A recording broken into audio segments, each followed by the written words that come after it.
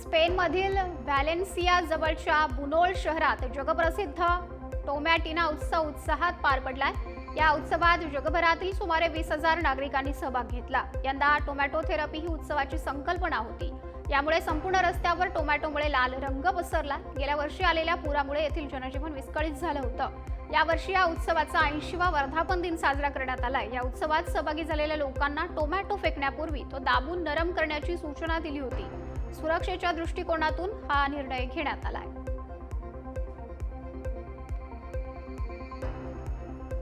जगातील सर्वात शक्तिशाली रॉकेट स्टारशिपची चाचणी यशस्वी झाली आहे। ही चाचणी 1 तास 6 मिनिटं चालली आहे। टेक्सासमधील बोका चिका येथून पहाटे 5 वाजता हे रॉकेट प्रक्षेपित करण्यात आलंय। या मोहिमेत स्टारलिंक सिम्युलेटर उपग्रह अवकाशात सोडण्यापासून ते इंजिन सुरू करण्यापर्यंतची सर्व उद्दिष्ट पूर्ण झाली आहेत। स्टारलिंक सिम्युलेटर उपग्रह हे खऱ्या स्टारलिंक उपग्रहाचे डमी आहेत। त्यांचा वापर स्टारशिपच्या उपग्रह तैनाती क्षमतेची चाचणी घेण्यासाठी केला जातोय। तर हे रॉकेट एलन मस्क यांच्या कंपनी स्पेसएक्सनं बनवलं असून याची उंची 403 फूट इतकी आहे। इस्रायली सैन्याने गाझा पट्टीच्या उत्तरेकडील जबालिया भागातील कारवाईचे व्हिडिओ फुटेज प्रसिद्ध केलंय। या कारवाई दरम्यान एका दहशतवादी सेलचा खात्मा करण्यात आलाय आणि शस्त्रसाठा असलेलं एक ठिकाणही शोधून काढण्यात आलंय। हमासच्या दहशतवाद्यांनी या ठिकाणाचा उपयोग इस्रायली सैन्याविरुद्ध हल्ले करण्याची योजना आखण्यासाठी केला होता। या कारवाईमुळे गाझामधील विध्वंस आणि दुष्काळ अधिक गंभीर होण्याची सुद्धा भीती आहे।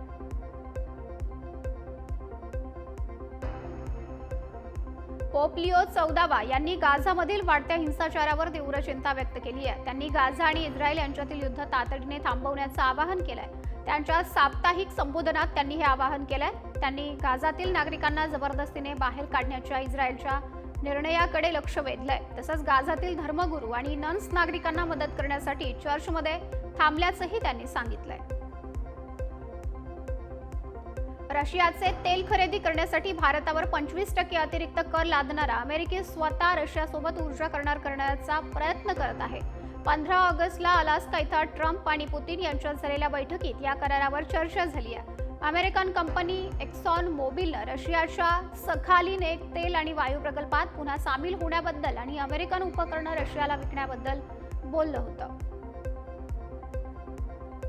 अमेरिकेचे राष्ट्राध्यक्ष डोनाल्ड ट्रम्प यांनी तणाव कमी करून भारत आणि पाकिस्तानमधील युद्ध रोखल्याचा पुन्हा एकदा दावा केला। व्हाईट हाऊसमध्ये झालेल्या कॅबिनेट बैठकीत ट्रम्प यांनी हा दावा केला। दोन्ही देशांमधील वाद मिटेपर्यंत व्यापार करार स्थगित ठेवण्याबाबतही या बैठकीत चर्चा झाली आहे। ट्रम्प यांनी याआधी मध्यस्थीचा दावा केला होता, मात्र पंतप्रधान मोदी यांनी वारंवार हे दावे फेटाळून लावले। यानंतर ट्रम्प सरकारनं भारतावर 50% टॅरिफ लादल्याचा निर्णयही घेतला।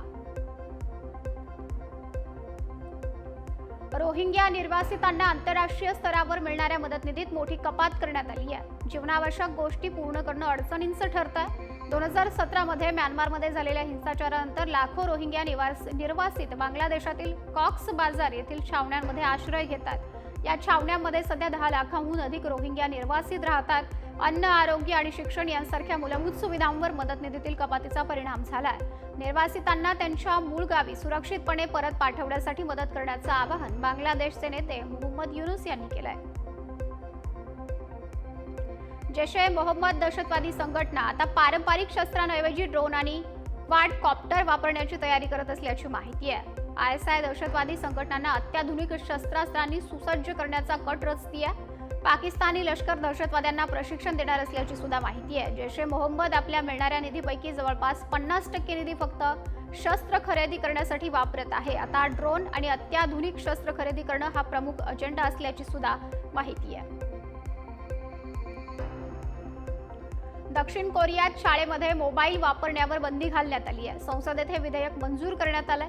हा कायदा पुढील वर्षी म्हणजे मार्च 2026 पासून लागू होणार असून विद्यार्थ्यांना शाळेत मोबाईल वापरता येणार नाहीये। कोरियातील पालक आणि शिक्षकांनी विद्यार्थ्यांकडून होत असलेल्या मोबाईल वापराबद्दल चिंता व्यक्त केली होती आणि त्यानंतर हा निर्णय घेण्यात आलाय।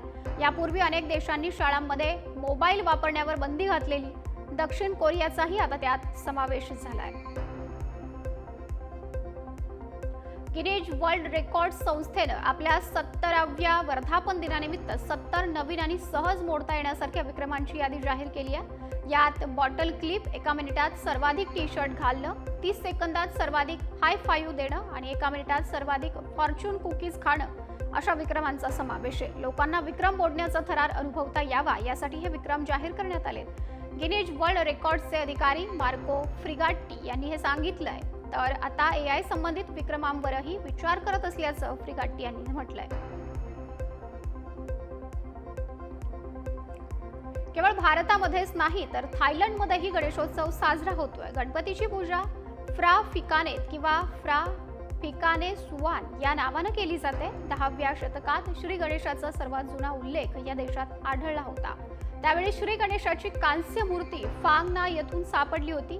एवढंच नाही तर थायलंडमधील चाचोएंग साओ शहरात गणेशाच्या मोठ्या मूर्ती स्थापित आहेत. म्हणून या शहराला गणेश शहर या नावानंही ओळखलं जातं. नेपाळ या देशातही लोकांची श्री गणेशावर खूप श्रद्धा आहे आणि देशभरात अनेक भव्य मंदिरं सुद्धा बांधली गेली आहेत.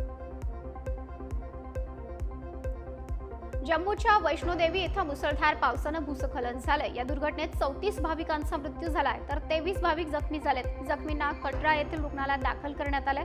तर भाविक मंदिराकडे जात असताना ही दुर्घटना घडली आहे. घटनेनंतर सुरक्षा दलानं आणि मंदिर समितीनं बचाव कार्य सुरू केलं असून ढिगाऱ्याखालून मृतदेह बाहेर काढण्यात आलेत. तर ढिगाऱ्याखाली अजूनही काही लोक अडकले असल्याची शक्यता आहे. दुर्घटनेमुळे वैष्णोदेवीची यात्रा पुढील सूचना मिळेपर्यंत थांबवण्यातही आली आहे. जम्मू काश्मीरच्या उधमपूर जिल्ह्यात मुसळधार पाऊस सुरू आहे. सततच्या पावसानं भूस्खलनामुळे दगड रस्त्यावर कोसळल्यानं महत्त्वाचा जम्मू श्रीनगर राष्ट्रीय महामार्ग बंद करण्यात आलाय. यामुळे वाहतूक विस्कळीत झाली आहे. वाहनांच्या रांगा सुद्धा लागल्यात. तर सततच्या पावसानं डोंगराळ भागात दरड कोसळण्याचे प्रकार वाढल्याचं प्रशासनानं म्हटलंय. महामार्ग सुरळीत करण्याचं काम प्रगतीपथावर असल्याचं सुद्धा प्रशासनानं सांगितलं आहे. पंजाबमधील गुरुदासपूरमध्ये 400 विद्यार्थी आणि शिक्षक अडकलेत. पंजाबमध्ये सततच्या पावसानं नद्या दुथडी भरून वाहत आहेत. धरणांमधून पाणी सोडल्यानं गुरुदासपूरसह इतर शहरांमध्ये पूर आलाय. गुरुदासपूरच्या डाबुरी येथील नवोदय विद्यालयात 400हून अधिक विद्यार्थी आणि शिक्षक पुरात अडकलेत. शाळेचा तळमजला 5 फूट पाण्यानं भरलाय. मुलांना पहिल्या मजल्यावर ठेवण्यात आलंय. विद्यार्थी आणि शिक्षकांना बाहेर काढण्यासाठी NDRF आणि लष्कराच्या पथकांना पाठवण्यात आलंय. राज्यात मुसळधार पावसानं सर्व शाळा 30 ऑगस्टपर्यंत बंद ठेवण्याचे आदेश सुद्धा देण्यात आलेत. डोनाल्ड ट्रम्प यांनी भारतावरील कर बुधवारपासून दुप्पट म्हणजे 50% केल्याच्या निर्णयावर काँग्रेसनं जोरदार टीका केली आहे. तसंच ट्रम्प यांचा हा निर्णय भारतासाठी मोठी डोकेदुखी असल्याचं सुद्धा काँग्रेसनं म्हटलंय. काँग्रेसचे नेते जयराम रमेश यांनी या सर्व घडामोडींवर एक्सवर एक पोस्ट शेअर केली आहे, ज्यात डोनाल्ड ट्रम्प यांच्याकडून दुहेरी आयात शुल्क लागू झालंय. याचा अमेरिकेला होणाऱ्या आपल्या कामगार केंद्रित निर्यातीवर विशेषतः कापड, रत्ने आणि दागिने, चामडे, सागरी उत्पादनं आणि अभियांत्रिकीवर निसंशयपणे परिणाम होईल असं त्यांनी आपल्या पोस्टमध्ये म्हटलंय. केंद्र सरकारने नुकताच संसदेत 130 संविधान दुरुस्ती विधेयक सादर केलंय. या विधेयकात अशी तरतूद आहे की जर पंतप्रधान, मुख्यमंत्री किंवा मंत्री यांना फौजदारी प्रकरणात अटक झाली तर त्यांना पदाचा राजीनामा द्यावा लागेल. तर सध्या देशभरातील 45 आमदारांनी स्वतःविरुद्ध गुन्हेगारी खटले असल्याचं जाहीर केलंय. यातील 29% आमदारांवर गंभीर गुन्हे दाखल आहेत तर 46% खासदारांवर गुन्हेगारी खटले दाखल असून महिलांविरोधाच्या गुन्ह्यांबद्दल बोलायचं झालं तर पश्चिम बंगाल हे अव्वल स्थानावर आहे. त्यानंतर केरळ, तेलंगणा आणि बिहारचा क्रमांक लागतो. बिहारच्या नालंदात नागरिकांनी ग्रामीण विकास मंत्र्यावर हल्ला केला. गावकऱ्यांनी मंत्री आणि स्थानिक आमदाराला पाठलाग करत हा हल्ला केला. तसंच त्यांच्या गाड्यांची तोडफोडही केली आहे. तर आमदार आणि मंत्री अपघातग्रस्त कुटुंबियांचं सांत्वन करण्यासाठी आलं होतं. बिहारमध्ये 3 दिवसांमध्ये मंत्र्यांवर झालेला हा दुसरा हल्ला आहे. 25 ऑगस्टला पाटण्यातील अटल पथावर आरोग्यमंत्री मंगल पांडे यांच्या गाडीवर दगडफेक करण्यात आली होती. तर नालंदा हा मुख्यमंत्री नितीश कुमारांचा जिल्हा आहे. बिहारच्या पाटण्यातील गर्दानी बाग परिसरातील शाळेत विद्यार्थिनीनं स्वतःला पेटवून घेतलंय. गंभीर जखमी अवस्थेत तिला PMCH रुग्णालयात दाखल करण्यात आलंय. या घटनेनंतर संतप्त कुटुंबीय आणि विद्यार्थ्यांनी शाळेची तोडफोड केली आहे. पोलिसांनाही मारहाण केली आहे. तर घटनेनंतर शाळेचे गेट बंद करण्यात आलेत. शाळेतील शिक्षक मारहाणीच्या भीतीनं पळून गेलेत. विद्यार्थिनीनं स्वतःला का पेटवून घेतले याचं कारण अस्पष्ट आहे. पोलीस आता शाळेतील CCTV फुटेजची तपासणी करतायत.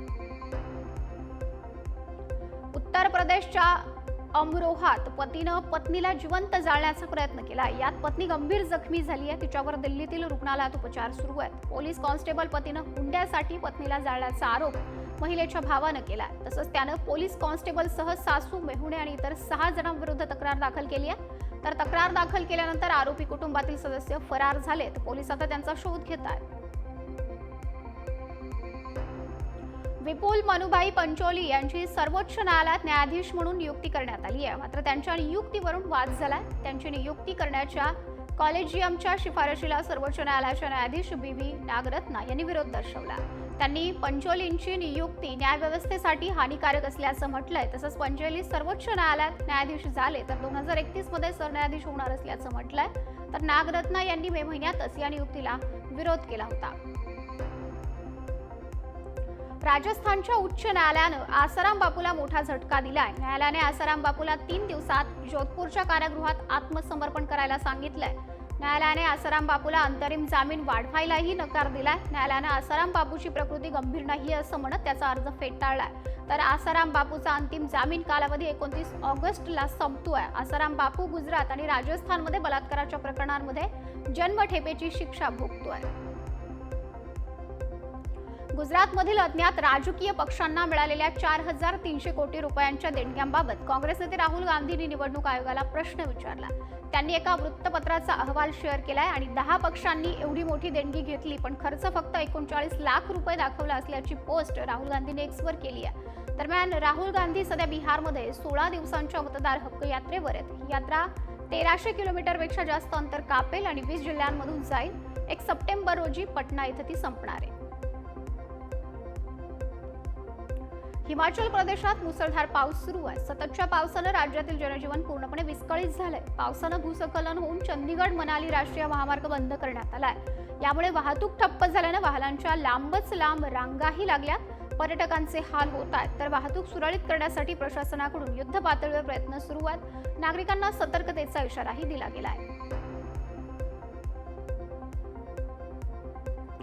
टीव्हीकेचे प्रमुख आणि अभिनेता विजय थलपती यांच्या विरुद्ध गुन्हा दाखल करण्यात आलाय. तमिळनाडू मदुराईमध्ये विजय यांची सभा सुरू होती. यावेळी अचानक एक चाहता विजय यांना भेटण्यासाठी स्टेजवर चढला. यावेळी बाउन्सर्सनी त्या चाहत्याला कपड्यांना पकडून स्टेज खाली फेकलं. या प्रकरणी आता बाउन्सरवर गुन्हा दाखल करण्यात आलाय.